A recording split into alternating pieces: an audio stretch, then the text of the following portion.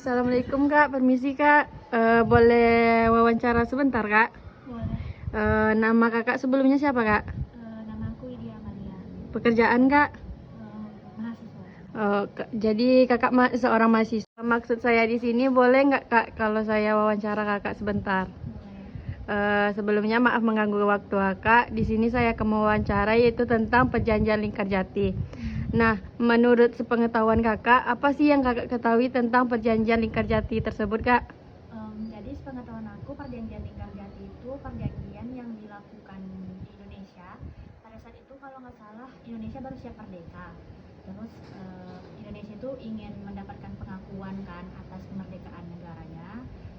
Dan perjanjian itu dilakukan oleh Indonesia sama Belanda. Jadi yang terlibat hanya dua negara atau ada negara yang terlibat lagi Kak selain dua negara tersebut? Menurut yang materi yang sudah saya belajarin di SMA, Perjanjian Lingkarjati itu bukannya 3 negara ya? Indonesia, Belanda, sama ada negara penengahnya seperti Inggris kalau Iya.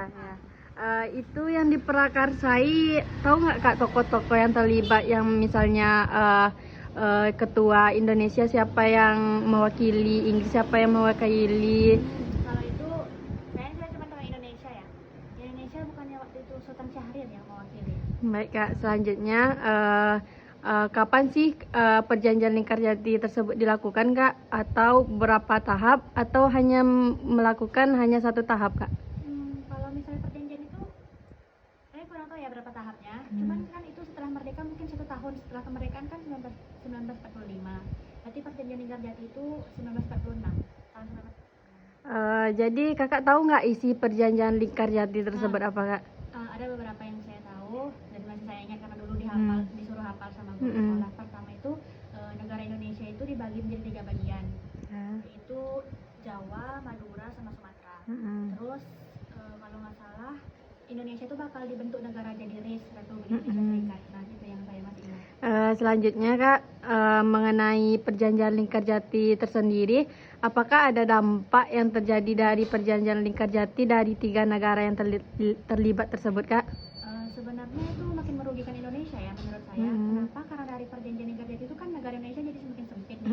Terus Indonesia pun nggak seutuhnya menjadi Republik Indonesia, malah menjadi Serikat, Republik Indonesia Serikat, di mana itu akan sangat-sangat merugikan negara Indonesia sendiri.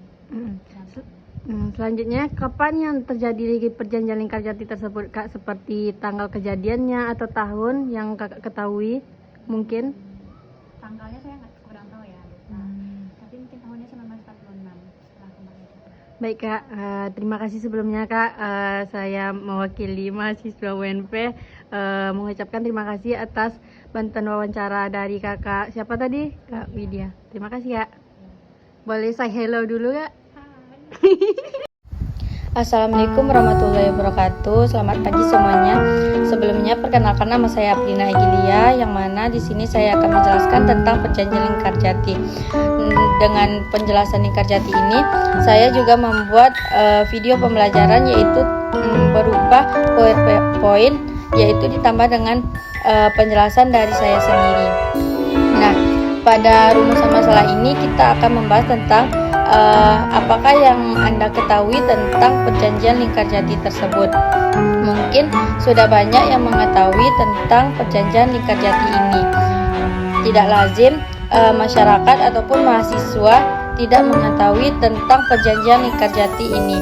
Nah, dalam Perjanjian Lingkarjati ini terdapat beberapa tahap, yaitu ada 3 tahap, yang mana pada tahap pertama dimulai pada tanggal 7 Oktober 1946 yang bertepatan di Jakarta. Nah, dalam perjanjian tahap pertama ini berisikan tentang Belanda yang membahas tentang gencatan senjata. Selanjutnya pada perjanjian tahap kedua diadakan di Lingkarjati pada tanggal 10 November 1946, yang mana hasilnya yaitu pihak Indonesia dan Belanda menyepakati atau menyetujui tentang UI rancangan Perjanjian Lingkarjati ini.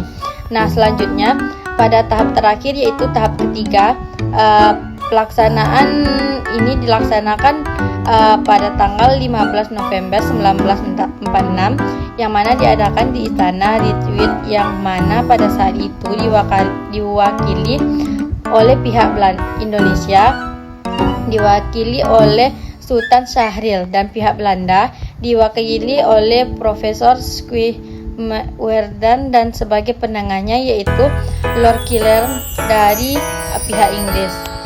Nah, perjanjian Lingkarjati ini diprakarsai oleh Lord Killarney yaitu pada pihak Inggris. Pada perjanjian ini Indonesia mengirimkan perwakilannya yaitu Sultan Syahrir, yaitu ketuanya.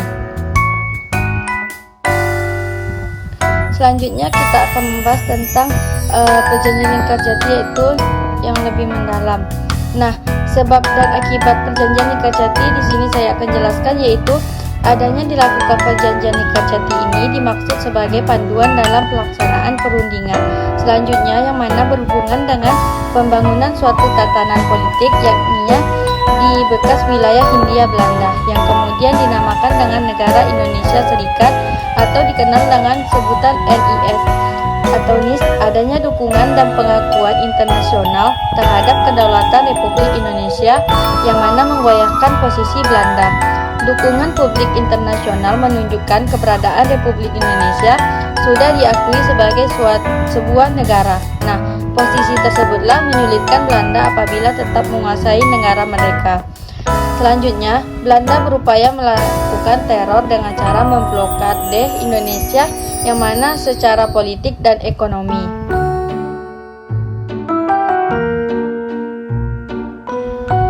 Adapun juga dapat kita ketahui bahwasanya perjanjian Lingkarjati ini dilakukan agar Republik Indonesia memperoleh pengakuan kedaulatan internasional. Adapun dampak dari perjanjian Lingkarjati ini dari segi kekuasaan daerah Republik Indonesia menjadi sempit serta terdapatnya atau munculnya pro kontra di antara para tokoh republik. Dalam hasil perjanjian Lingkarjati ini dapat kita ketahui atau terlihat yaitu melemahkan posisi Indonesia. Namun ada juga dampak dari hasil perjanjian dari pemerintahan Belanda secara Lingkarjati ini bagi Indonesia, yakninya kedudukan Indonesia di mata internasional semakin kuat dikarenakan banyak negara seperti Inggris, Amerika, dan negara-negara Arab yang mengakui kedaulatan negara Republik Indonesia. Nah, oleh sebab itulah perjanjian Lingkarjati ini sangat perlu dilakukan. Selanjutnya kita bahas tentang isi perjanjian Lingkarjati itu sendiri. Nah, isi perjanjian Lingkarjati ini ada beberapa, yaitu tentang yang pertama yaitu Belanda mengakui kedaulatan Republik Indonesia secara de facto atas Jawa, Madura, dan Sumatera. Yang kedua, Republik Indonesia dan Belanda akan bekerja sama membentuk RIS yang salah satu negara bagiannya adalah Republik Indonesia. Yang ketiga yaitu RIS dan Belanda akan membentuk Uni Indonesia Belanda dengan Ratu Belanda sebagai ketuanya. Selanjutnya yang terjadi pada tanggal 20 Juli 1947, Belanda melaksanakan operasi militer yang dikenal dengan agresi militer 1 Belanda. Setelah kita ketahui tentang perjanjian Lingkarjati ini, yaitu berupa tentang kenapa perjanjian Lingkarjati ini dilakukan serta akibat dan dampak dari perjanjian Lingkarjati itu sendiri, disertai dengan isi perjanjian Lingkarjati. Selanjutnya saya akan melampirkan atau memperlihatkan tentang potret-potret dalam perjanjian Lingkarjati pada masa itu, disertai dengan foto atau gambar tokoh-tokoh yang terlibat dalam perjanjian Lingkarjati. Berikut bisa kita lihat masing-masing, yaitu tentang potret-potret perjanjian Lingkarjati serta tokoh-tokoh yang terlibat dalam perjanjian Lingkarjati. Itu tentang perjanjian Lingkarjati. Selanjutnya bisa kita cari sumber-sumber relevan dari perjanjian Lingkarjati dengan tujuan untuk menambah pengetahuan tentang perjanjian Lingkarjati ini. Selanjutnya saya akan melampirkan video tentang perjanjian Lingkarjati yaitu terakhir. Sekian dari saya ucapkan terima kasih. Assalamualaikum warahmatullahi wabarakatuh.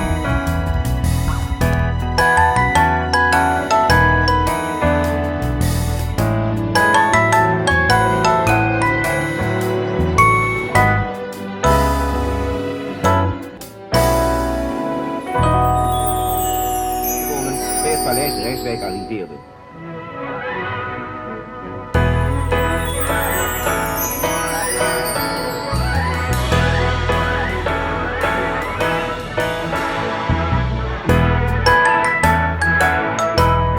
Met de ondertekening van dit verdrag is een einde gekomen aan een lange periode van onderhandelingen. Een nieuwe fase begint.